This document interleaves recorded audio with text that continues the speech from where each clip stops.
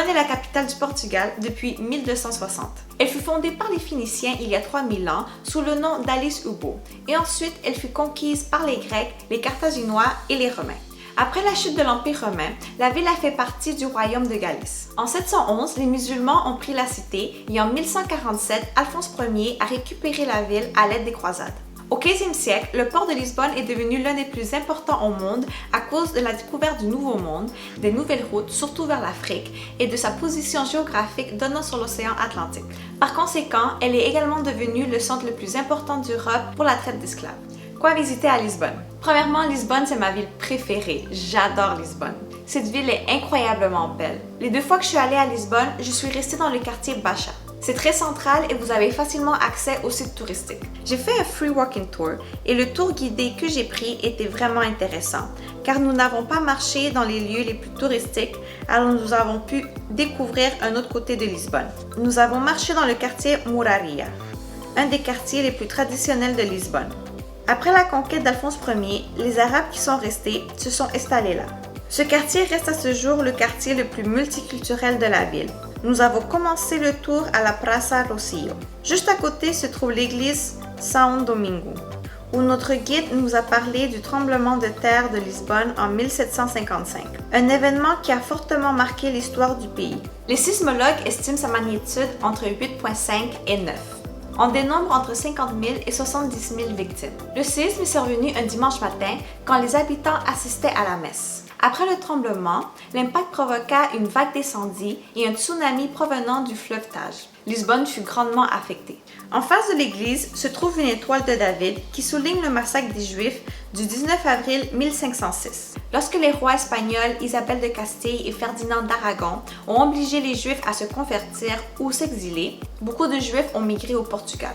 Le roi Manuel Ier du Portugal fut tolérant au début. Toutefois, après son mariage avec Isabelle d'Aragon, il a ressenti une pression de l'Espagne, donc lui aussi a décidé d'obliger les Juifs à se convertir au catholicisme. 9 ans plus tard, chez les chrétiens de Lisbonne, régnait toujours une méfiance envers les nouveaux chrétiens. Un dimanche, lors de la messe, les chrétiens ont dit avoir vu l'apparition de Jésus sur l'autel. Un juif a donné son opinion en expliquant que c'était le reflet de la lumière de la bougie sur la croix. Pour ce commentaire, il s'est fait tuer sur la Praça Rocio. Les frères religieux ont même incité à tuer les Juifs en disant à la population que leurs péchés commis dans les 100 derniers jours allaient être pardonnés. Le massacre du 19 avril dura 3 jours et tua environ 2000 Juifs. Par la suite, nous avons continué notre route. Nous avons connu beaucoup de sites historiques et nous avons fini en haut de la colline à admirer la ville. Vous avez le château de Saint-Georges, anciennement appelé le château des morts car c'est une fortification musulmane. C'est un bel endroit pour venir voir le coucher du soleil. L'ascenseur Santa Justa qui monte vers le Barrio Alto. Barrio Alto, c'est le quartier branché de Lisbonne et où se trouvent les bars, clubs et plusieurs restaurants. Lisbonne, c'est aussi une de mes villes préférées pour faire la fête. Les clubs y ferment à 4 h du matin et la musique est bonne. L'Alfama, c'est le quartier le plus ancien de Lisbonne et celui qui n'a pas été détruit complètement par le tremblement de terre de 1755. On vous conseille de faire un tour dans le tram numéro 28 qui vous fait visiter ce beau district historique. Il y a aussi le musée du Fado qui est dans l'Alfama. Le Fado est un style de musique qui est né à Lisbonne dans les années 1800. Il y a plusieurs versions sur l'origine du Fado, mais il serait né plus précisément dans les quartiers de Mouraria, Alfama et Barrio Alto. Mercado da Ribeira, connu aussi sous le nom du Time Out Market, c'est un marché populaire qui a aussi plusieurs restaurants. Praça do Comércio avec son bel arc de triomphe. De là, vous pouvez prendre le tram numéro 15 pour vous diriger à Belém. À Belém se trouvent plusieurs sites touristiques à visiter. La tour de Belém, le monument Padrão dos Descobrimentos, un monument dédié aux explorateurs du Portugal comme Henri le Navigateur, Vasco de Gama et Ferdinand de Magellan. Le monastère des Géronimos, où repose Vasco de Gama. Et juste à côté, vous avez les meilleurs pastéis de nata, les fameux pastéis de Belém. Même la place est super belle. C'est mon dessert favori au Portugal. Ce que j'aime aussi beaucoup de Lisbonne, c'est qu'on a accès à plusieurs plages. La plus populaire, c'est celle de la ville de Cascais, à 40 minutes en train de Lisbonne. C'est vrai que le panorama de Cascais est splendide, mais c'est bondé de gens et j'ai trouvé les plages petites. La deuxième fois que je suis revenue à Lisbonne, je suis allée à Carcavelos, à 30 minutes de la ville. À Carcavelos, je me suis sentie moins entassée car la plage est plus grande. Lisbonne a aussi un aquarium, plusieurs musées intéressants comme le Musée national d'Azulejos et d'autres sites historiques comme le palais Marquês de Fronteira. À 1 heure de Lisbonne se trouve la municipalité de Sintra. Pour s'y rendre, la façon la plus facile est de prendre le train à la gare Rosselló et descendre au dernier arrêt. Vous pouvez faire une excursion 2 jours comme j'ai fait. Je suis partie assez tôt et j'ai visité 3 sites. Le Castelo dos Mouros, le Palais national de Pena et le Palais national de Sintra. J'aime beaucoup marcher et économiser de l'argent, alors j'ai décidé de monter la colline. Il existe quand même des autobus qui vous amènent au sommet pour environ 4 €. Quand je suis arrivée au Château des Morts, j'ai acheté un billet qui me donnait accès par la suite aux 2 autres sites touristiques, donc pas besoin d'aller à la billetterie de chaque endroit. Le Château des Morts donne une vue incroyable sur la ville. C'est une fortification construite par les musulmans qui occupait une position stratégique fondamentale dans la défense du territoire local et l'accès maritime à la ville de Lisbonne.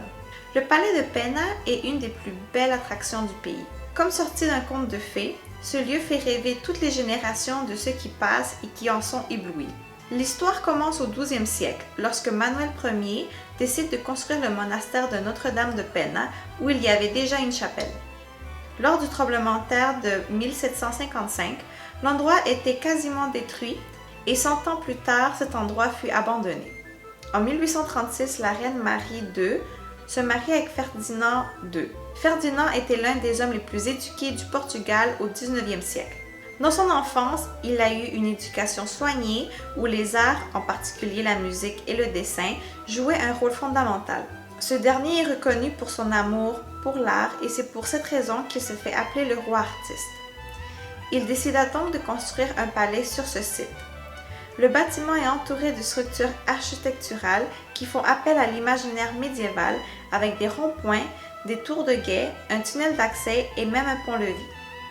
Le palais intègre des références architecturales d'influence du romanticisme, gothique, manuélin et mauresque, qui produisent un scénario surprenant des Mille et une nuits. Le palais Pena est aussi nommé l'œuvre éternelle de Ferdinand II, le roi artiste. La noblesse a abandonné le palais après la Révolution et elle est devenue propriété de l'État. Le Palacio Nacional de Sintra, un autre palais royal qui s'est converti en musée et qui a également le même style d'architecture manuélin et mudéjar. Mudéjar, c'est un terme utilisé pour l'art d'inspiration arabe. Il y a d'autres sites que vous pouvez visiter aussi, comme le palais et parc de Montserrat, Quinta da Regaleira. Faites aussi un arrêt dans le centre historique de Sintra et allez manger une pâtisserie. Ils sont réputés pour leur pâtisserie. Et pour la fin, je veux juste mentionner 2 points importants. Premièrement, l'aéroport de Lisbonne est connecté avec le centre de Lisbonne par métro, ce que Montréal tarde à faire un petit peu. Et deuxièmement, dans les restaurants au Portugal, il faut payer pour le pain, les olives et le beurre qu'ils vous mettent sur la table. Donc si vous n'allez pas en manger ou vous ne voulez pas payer, c'est important de le dire dès le début au serveur. Alors c'est tout pour Lisbonne et Sintra, j'aurais pu parler encore pendant des heures, mais j'essaie de faire des vidéos en bas de 10 minutes. Si vous n'avez jamais visité Lisbonne, j'espère que cette vidéo vous a donné envie de voyager au Portugal. Et si vous avez déjà visité Lisbonne, j'espère que vous a donné envie de redécouvrir cette belle ville. Si vous avez aimé ma vidéo, n'oubliez pas de cliquer sur like, de partager et de vous abonner à ma chaîne. À la prochaine! Merci!